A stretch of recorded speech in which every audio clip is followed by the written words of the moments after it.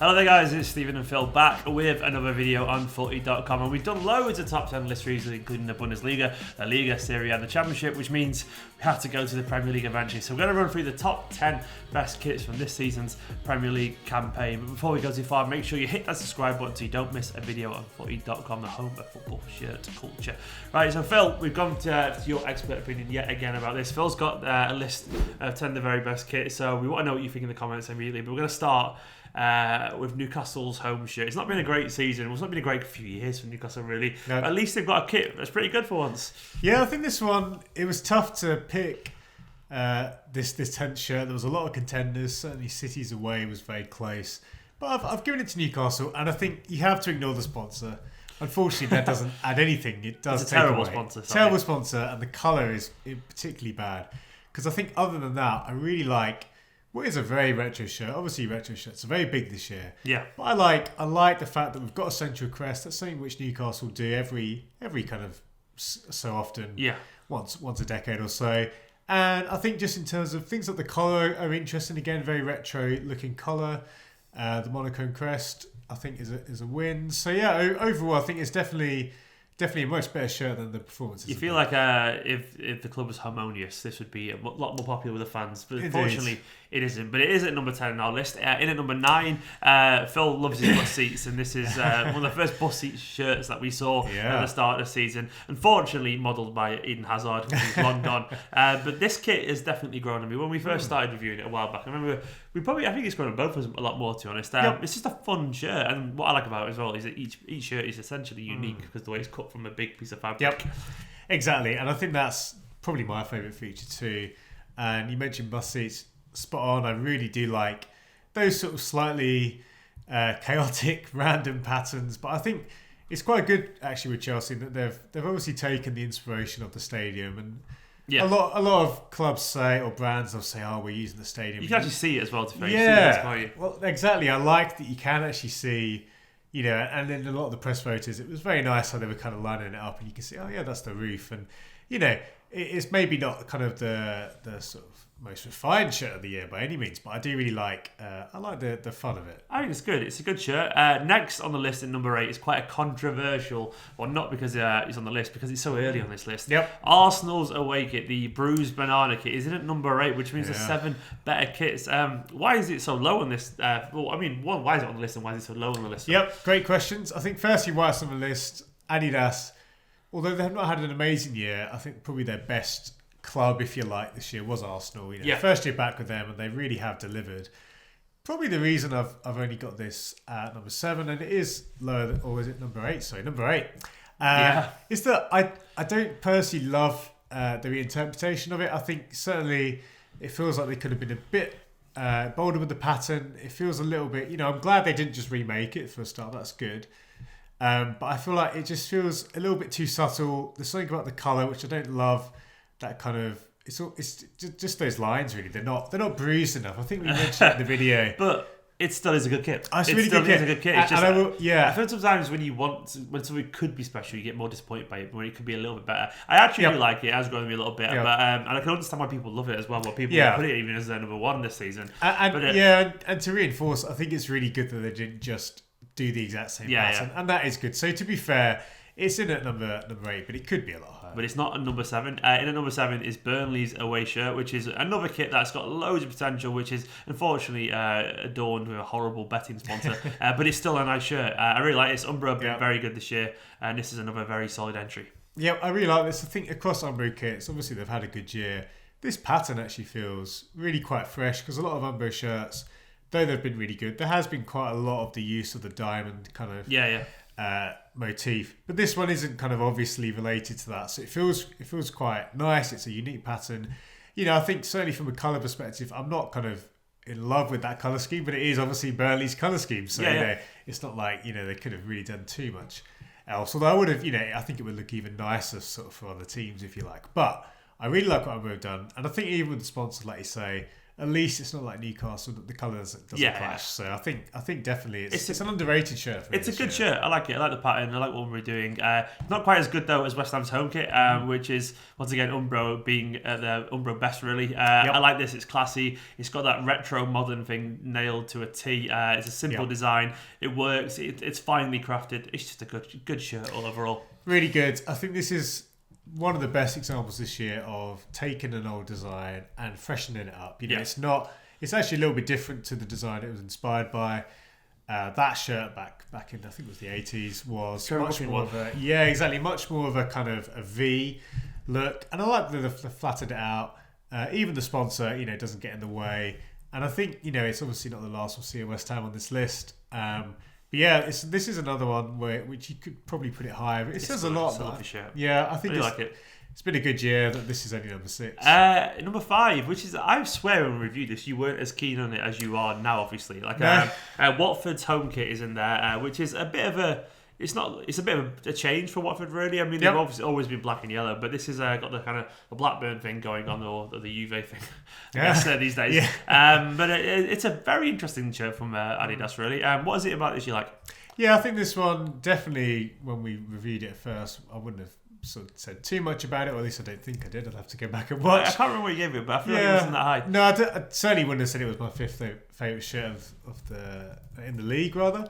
But I do like a lot of what Adidas have done. I think particularly it's just getting the colour decisions right again. So the sponsor being half and half, which is a bit of a novelty. Yeah. You didn't see that a lot. Where did you 78 you gave it. Okay. Yeah, so I probably would give it... You've got City's Awake, it got high scores on the list. Yeah. And but then things can change over time, can't they? Yeah, we mentioned a couple of times, Crystal Palace were both up there. They've sort of fallen off a bit, despite... what I like about them. But yeah, I think with the Watford one, sponsor I really liked the half and half. And actually even it felt like there was just enough red. I liked that. It felt just right with the cuffs, the stripes. Simple things like... I like where the sponsor's done it with the 2-colour thing, where it's just with the middle and it kind of reverts. That's nice. It's probably, in many ways, it feels like the most balanced kit I've seen in a long time, not just because of the half and half, but it just feels really good. I think I probably wasn't giving Adidas enough credit, over the year. But probably because their designs aren't as out there. But actually, this is one of their best ones. They've got the credit now. So they're proudly in at number 5 in the FOOTY.COM's best 10 kits. But it's not ahead of number 4, which is Chelsea's. I thought this might be even higher. Because this is an astonishingly good kit, which is near the top of our kit rankings. Yep. Their 3rd shirt, which is one of the epitome of the Nike Futura shirt range. It's just a great shirt overall, isn't it? Yeah, exactly. This is definitely the next 4 I've liked probably the most at various times. This one at number 4 is by no means a slight against it, because it is a great probably my favourite one, this one personally. This would be my number 1, I reckon. Yep. Yeah, and I think like we spoke on the video, the great thing about this one is that, despite there being a consistent theme across Nike's circuits, they've all have different things. And this one is really good, particularly on things like the pattern. I think the pattern in the shirt is really nice. Nicer than, say, Barcelona's 3rd. And I think from a colour perspective... Colours work for me big time. Yeah, it's an unusual combination, obviously, with the orange. But there is a little bit of history, albeit only kind of small bit of history. Am I right in thinking that they used to have an orange trim on an old mid-90s Zola kit? Well, there was... I feel like there was an orange... The most famous one is the grey and orange one. Grey and orange. From the Ruud Gullit era.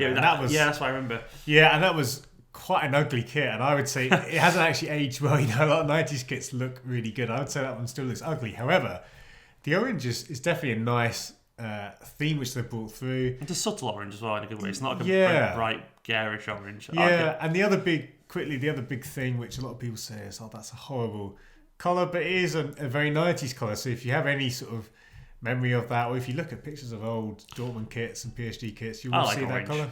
I like orange. I always have done. I've got a big orange Patagonia top which I always wear. I just like orange in general. As in number 4, number 3. This is one's a bit of a surprise for many people. This is one of Phil's dark horses. It's Everton's away shirt. He just loves his salmon.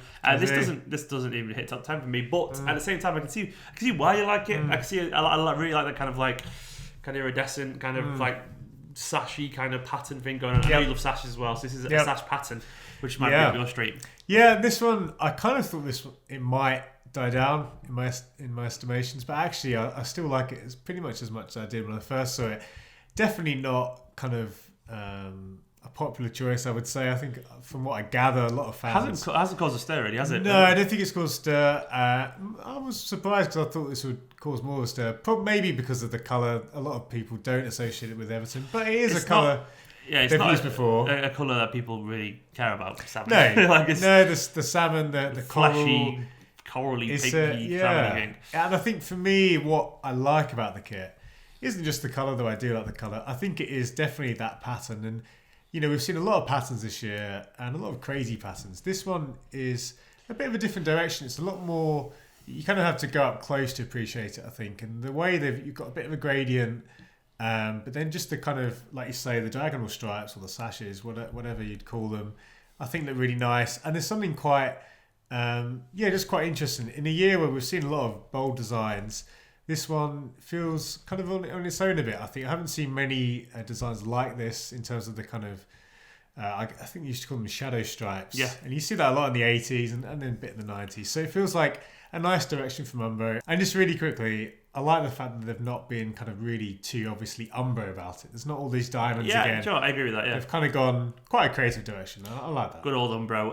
In at number 2, this is obviously always in this list, Arsenal's home shirt, which caused a massive stir everywhere because it's classic Adidas, really, isn't it? Yeah. It's Arsenal. It's very retro looking. It's very modern looking. It's very cool. It basically one of those shirts that just does everything right, and it's in at number 2 in our list, and probably rightfully so. Yep, I think this one has probably been the kind of popular choice of the year. Understandably, it was always going to be, I hate to say easy, but I think Adidas coming in, it was a bit of an open goal, given the fact that Puma's kits have been pretty bad for Arsenal. So I love that. You know what, they've played to their strengths and they've gone back. They went safe, didn't they? They went very safe. Yeah, in a good way. And I think that's exactly what, the right thing to do, especially when you've just come back with the brand. A brand which has a lot of history with the club, of course. Yeah. And they were quite successful wearing Adidas as well over a couple of years. So really good design. I think the biggest thing, which we've talked a lot about in previous videos, is the cuffs and the collar. Let's not beat around the bush. I think that detail is just only one criticism about this is it's always felt it looks like a retro remake shirt already. Something about it already looks like it's been made to be a retro shirt, and like it just has. I can't even put into words. It's just something about it feels already like it's a £30 score draw shirt. Something about it just feels that way. It's still an excellent shirt, but that would be my one. It doesn't feel totally bespoke. And I can see what you're saying. Because he plays so much on the history thing, I think as a result it comes through a little bit too much for me. But it's still a great shirt. And if Man City had basically a blue and white version of that, I would be delighted because it's beautiful. It's not at number 1 though. Once again, number 1 it goes to the best shirt of the year. And in our opinion, I think we probably share this a very similar opinion on this. If you asked all of us, we'd go for West Ham's away kit. It's just beautiful. It's just once again, this is one I wish it was Manchester City kit. It reverses away with the colours because it's gorgeous. It's crisp. It looks intricately designed. Everything works perfectly. The crest looks incredible. I really love the simplified West Ham crest. Just a great shirt, and Umbro have smashed it out of the park this year. They have. I think this one, it really, really has kind of just gone from strength to strength. I think in a year where obviously even kits like Arsenal, we've seen good. Just to interject very quickly, yes, this reminds me a lot of the Arsenal kit, but something about it doesn't feel quite as retro remakey. I can't put my finger in it. It feels a little bit. But I don't know, something about it just feels a little bit more of now as opposed to, even though it's retro, it feels like it's still rooted in the present, and I think that just elevates it a little bit more for me. But go on. Yeah, no, I think it's good to compare it to the Arsenal one. I think very similar to comparison, isn't it? Exactly, and I think where this one's probably a bit more successful is that obviously the kit it was based on was an away kit, and I think West Ham did actually win an FA Cup with the original kit that this is based on, but it was a bit different, and as you say, it's a little bit more fresh in comparison to the Arsenal, which is a lot more similar. So I think you're right. This one definitely has enough going for it. It's not just an old kit. It's quite. And again, we've seen a lot of good cuffs and collars, but this one I think is really kind of unashamedly. They're quite chunky, and I like that. It works though. It really works. The colour scheme as well is just beautiful. Exactly. It's kind of it feels very, very considered, and even little details like the shoulder, I think, with the little blue patch, it's a nice little detail. It doesn't hurt at all. You got lucky as well. The sleeve sponsor just looks pretty cool in a retro kind of way. It's something about it. It's got that.